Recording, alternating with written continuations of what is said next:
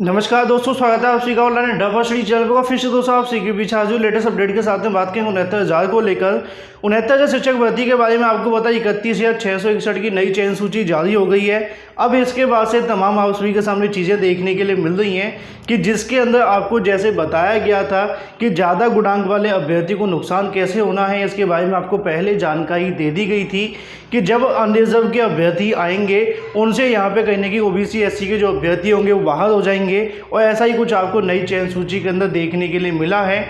कई जिलों के अंदर ऐसा भी देखा गया है कि कम गुणांक वाले अभ्यर्थी चयनित हो गए, ज़्यादा गुणांक वाले अभ्यर्थी बाहर हो गए। और कई जगहों पर अभ्यर्थी की तरफ से ये भी बताया गया है कि सेम अगर बात करें कैटेगरी के अंदर 72 वाला अभ्यर्थी बाहर है, 69 वाला अभ्यर्थी सेफ हो गया। इसका रीज़न सिर्फ और सिर्फ इतना है, इसको समझने के लिए आपको हमारी पुरानी वीडियोज़ में जाना पड़ेगा। मैंने आपको ये समझाया था कि जब अनरिजर्व में जो अभ्यर्थी आएंगे, जहाँ पे अनरिजर्व की 50% सीटें खत्म हो जाएंगी, उसके बाद में ओबीसी का रिजर्वेशन शुरू होगा।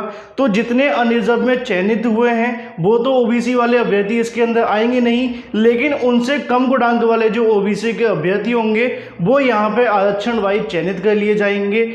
लेकिन कहीं ना कहीं एक विवाद का विषय ये भी है कि यहाँ पर यह कहा गया था कि 46% सीटों को अलग अलग डिस्ट्रिक्ट में चयनित किया जाएगा, लेकिन कई जगहों पर ऐसा देखा गया है कि 50% सीटें नहीं भरी गई हैं। कई जगहों पर 78%, 70% या फिर 80% से भी ज़्यादा सीटें भर दी गई हैं। और भी तमाम विवाद देखने के लिए मिल रहे हैं। लेकिन दूसरी तरफ 31,277 की यहाँ पे जो चयन सूची जारी हुई है, एक तरीके से विवाद सा क्रिएट हो चुका है। कम गुणांक वाले अभ्यर्थी चयनित हुए, जिसके बारे में आप सभी को बताया भी गया था। बहुत सारे हाई गुणांक वाले जो कि अनरिजर्व के अंदर थे वो बाहर हो गए। अब उनकी तरफ से यहाँ पे जो प्रदर्शन है वो किया जा रहा है। लेकिन उससे पहले आप सभी को यहाँ पे दिखाना चाहूँगा, मंत्री जी की तरफ से बयान दिया गया है 69,000 शिक्षक भर्ती के बारे में, क्योंकि बार बार अभ्यर्थी की तरफ से प्रेशर बनाया जा रहा था, चयन सूची जारी की जाए, नियुक्ति पत्र दिलवाए जाएँ। ऐसे में शेड्यूल जारी हो चुका है। आपको पता है 14-15 को आपकी काउंसलिंग होगी, 16 तारीख को आपको नियुक्ति पत्र दिए जाएंगे, जो आपके सामने शेड्यूल लिखा हुआ है।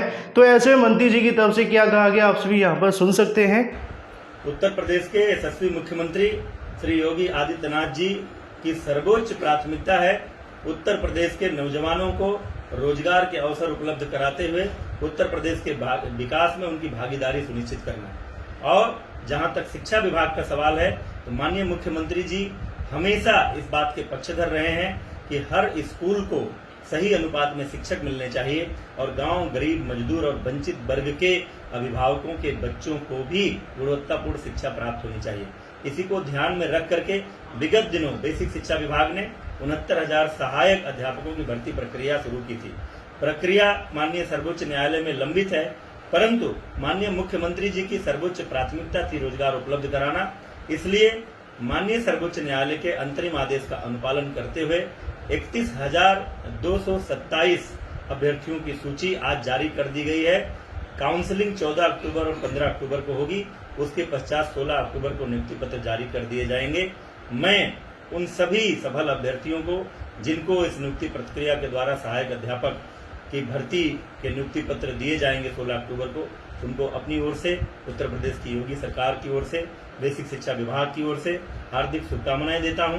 उनके उज्जवल भविष्य की शुभकामना करता हूं और ये विश्वास व्यक्त करता हूं कि वे न केवल बेसिक शिक्षा विभाग को की गुणवत्तापूर्ण शिक्षा उपलब्ध कराने में बल्कि उत्तर प्रदेश के विकास में अपनी महत्वपूर्ण भूमिका का निर्वहन करेंगे।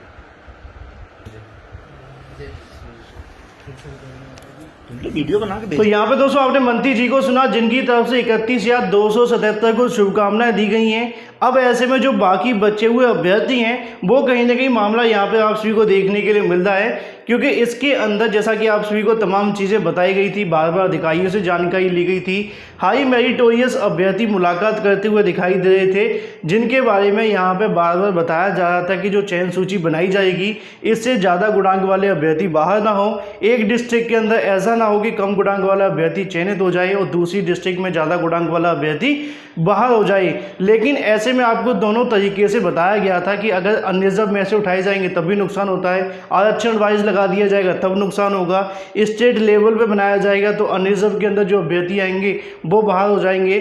तो उनकी तरफ से यहाँ पे अगर बात की शिक्षा निदेशालय में धरना प्रदर्शन दिया जा रहा है। अभ्यर्थियों की तरफ से यहाँ पे विरोध प्रदर्शन जारी है। अभ्यर्थी लगातार अपनी मांगों को लेकर सड़कों पर उतरे हुए हैं, जहाँ पे अगर बात करें 67 या 867 की एक साथ नियुक्ति पत्र की मांग की जा रही है। मैं आप सभी को यहाँ वीडियो के माध्यम से दिखाना चाहूँगा कि नई चयन सूची के बाद से विवाद बढ़ गया है। शिक्षा निदेशालय में विरोध प्रदर्शन जारी है। अभ्यर्थियों की तरफ से धरना प्रदर्शन किया जा रहा है, जो कि आपको इस वीडियो के माध्यम से देखने के लिए मिल जाएगा। जब जब अभ्यर्थी धरना प्रदर्शन करते हैं तब यहाँ पे उनको गिरफ्तार कर लिया जाता है। नमस्कार साथियों, हम लोग 69,000 शिक्षक भर्ती को एक साथ पूर्ण कराने के लिए विवाद रहित हम लोगों को भर्ती कराने के लिए लगातार बेसिक शिक्षा परिषद पर जुटे थे, और इस तानाशाह रवैया लेकिन प्रशासन और आप देख सकते यहाँ हैं का कि रवैया देखिए। आज योगी सरकार की जो काली करतूत है, आप देख सकते हैं कि प्रशासन के दम पर हमारी आवाज दबाना चाहते हैं। यह बेहद शर्मनाक है देश के लिए और हमारे इस प्रदेश के नौजवानों के लिए कि भारतीय जनता पार्टी की सरकार आखिर प्रशासन चाहती क्या है? हमने किया क्या? हम तो अपनी बात मीडिया कर्मियों को बता रहे थे। आप देख सकते हैं हम लोग को उठा के कहाँ ले जा रहे हैं? इस चीज को हम लोग, क्या नाम है सर आपका? सिर्फ हम अपनी बात पहुंचा रहे थे कि एक साथ भर्ती पूरी कराए तो जितनी खामियां हैं यहाँ। साथियों, आप लोग इस वीडियो को जोरदारी से शेयर कीजिए और बताइए लोगों को 70,000 शिक्षक अब भैया वो दौर हो गया है कि अपनी बात भी आप नहीं बोल ये सकते। काला कानून है। पूरी तरीके से यहाँ डेमोक्रेसी को खत्म किया जा रहा है।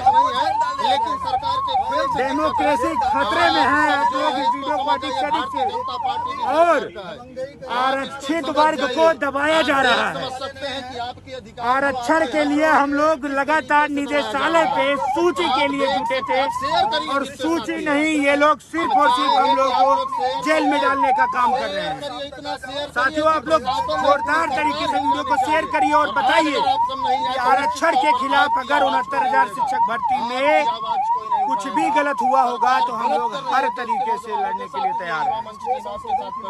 हमें जेल से नहीं, उनके खेल से डर है कि आपके भविष्य को, आपके आने वाली पीढ़ी को बर्बाद करने की भारतीय जनता पार्टी जो एक बहुत बड़ा स्वरूप तैयार किया। ये सिविल लाइन्स थाने में हम लोग को लाया गया है। आप लोग साथियों, जितने लोग हैं वीडियो को शेयर कीजिए। आखिर क्या गलती है हम लोगों की कि गलती बताएं मीडिया के साथ। तो ऐसे में यहाँ पे आप सभी ने देखा कि एक साथ नियुक्ति पत्र की जो मांगे वो की जा रही है। इससे पहले आप सभी को पता था कि 37,339 सीटों के अलावा बची हुई पदों पर 200 जब भर्ती करवाई जाएगी तो कहीं ना कहीं विवाद तो क्रिएट होना था, जो विवाद हो चुका है। उसके बाद से अब आगामी समय के अंदर आपको पता है शिक्षा निदेशालय की तरफ से शेड्यूल जारी किया जा चुका है। कुछ ही समय के अंदर आपकी जो काउंसलिंग है वो करवानी, जो कि 14 तारीख और 15 तारीख को है। सुप्रीम कोर्ट के अंदर सुनवाई भी होने वाली है।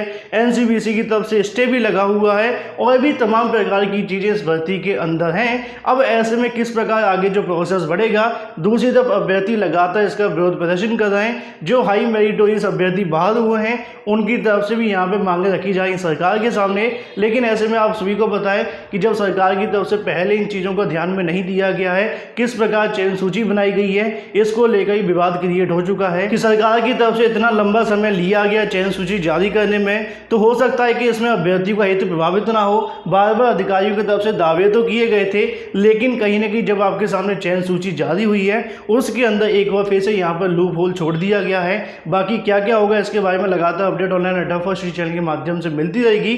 फिलहाल इस वीडियो के माध्यम से इतना ही। Thank you for watching this video.